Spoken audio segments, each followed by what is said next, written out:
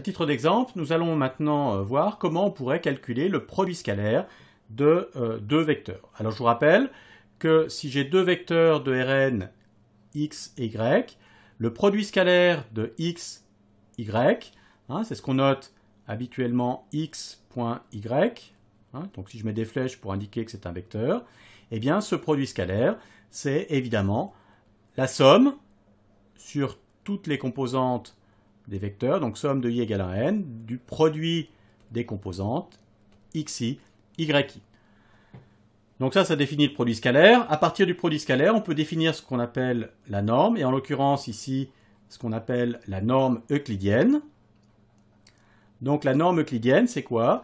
C'est en fait la racine carrée de x scalaire x.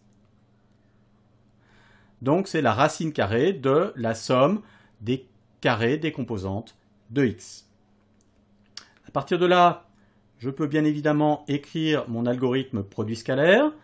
Donc cet algorithme produit scalaire, je vais l'écrire sous la forme d'une procédure. Donc c'est une procédure que j'ai appelée produit scalaire qui prend deux arguments. Donc ces deux arguments, c'est x et y.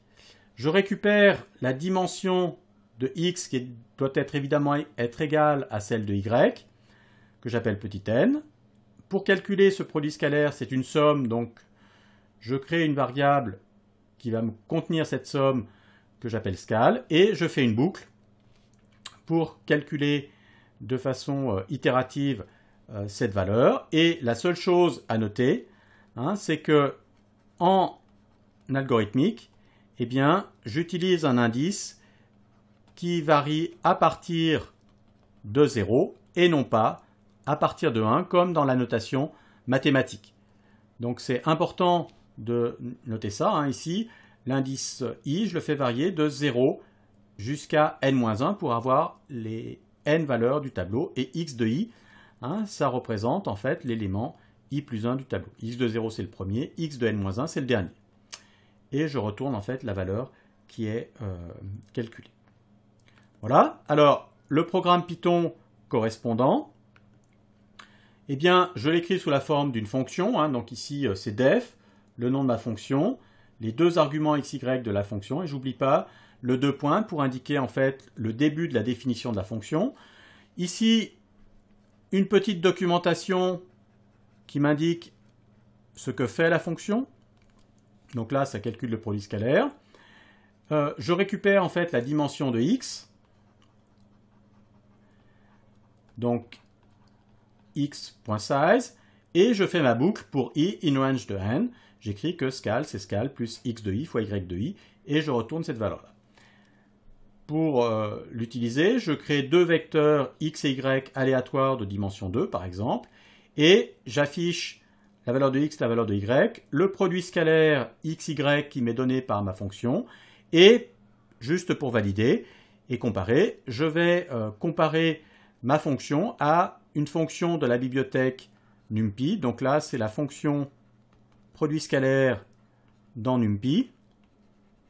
Et cette fonction produit scalaire dans NumPy, elle est appelée dot. Donc ici, c'est la même chose normalement que la fonction que je viens d'écrire. Donc si j'exécute ce programme, eh bien, je vais vérifier que le produit scalaire calculé par ma fonction, qui est cette valeur-là, est bien égal, exactement cette fois-ci, au produit scalaire calculé avec la bibliothèque NumPy. Alors, pour terminer cette partie-là, je vous propose un certain nombre de petits exercices. D'accord ? Donc, le premier petit exercice que je vous demande de regarder, c'est le test de la collinéarité de deux vecteurs. Donc, j'ai deux vecteurs dans Rn, U et V, et je veux savoir si U est collinaire à V. Donc, je vous rappelle, en mathématiques, U collinaire à V, en fait, ça veut dire quoi? Ça veut dire qu'en fait, que U, je peux l'écrire sous la forme bêta fois V, donc où bêta, c'est un nombre réel. Donc, ça veut dire que les deux, j'ai mon vecteur V et puis j'ai éventuellement mon vecteur U. Alors, l'utilisation de cette condition-là, en fait, ne donne pas la possibilité d'écrire un algorithme facilement. Hein. Je ne vais pas regarder si les composantes de U sont obtenues à partir des composantes de V en les multipliant par une valeur bêta qui est la même pour toutes les composantes. Hein. Ça correspond à écrire un algorithme assez compliqué. Ce que je vais utiliser, c'est simplement le fait que si je regarde le produit scalaire, U scalaire V, eh bien en fait ça correspond à quoi? Si j'ai deux vecteurs quelconques, hein, donc si j'ai un vecteur V, un vecteur U, eh bien U scalaire V, ça correspond à quoi? Ça correspond en fait à mesurer en fait l'angle entre ces deux vecteurs U et V.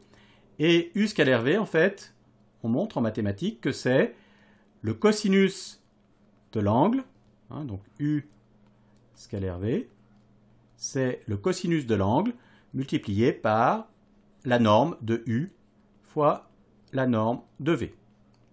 Et deux vecteurs sont collinéaires si l'angle entre les deux vecteurs est soit égal à 0, soit égal à pi. Donc cosinus alpha égale soit 0, soit 1, pardon, soit moins 1.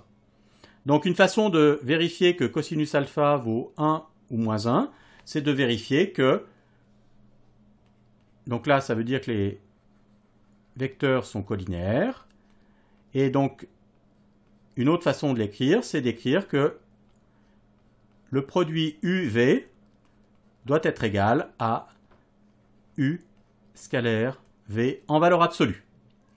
Alors il faut quand même faire attention, hein, c'est que en algorithmique, hein, si on a deux nombres réels, hein, pour tester si A égale B, d'un point de vue algorithmique, eh bien, si A et B sont réels, eh bien, il faut faire attention. Hein, il ne faut pas tester A égale B.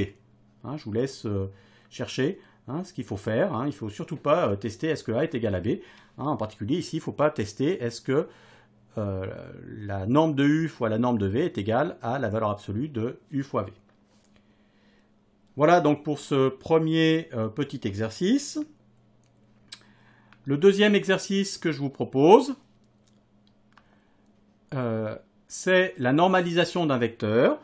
Donc écrire une fonction Python qui normalise un vecteur, donc qui calcule en fait, si U appartient à Rn, qui calcule en fait U divisé par norme de U, hein, c'est-à-dire qui renvoie en fait un vecteur de norme 1. Donc là, ça renvoie un vecteur de norme 1. Donc là, c'est assez simple à faire. La seule chose auquel il faut faire attention, hein, c'est que la fonction doit pouvoir s'exécuter, même si x est égal à 0. Hein, donc il faut tenir compte en fait du cas x égale 0 et même en fait de façon plus générale le cas où la norme de x est inférieure à une certaine valeur epsilon, hein, pour des questions de précision, parce que là encore, hein, on ne teste pas est-ce qu'un nombre réel est égal à 0 ou est-ce qu'un vecteur est égal à 0, hein, mais est-ce qu'un vecteur est inférieur à la précision avec laquelle on fait les calculs sur l'ordinateur.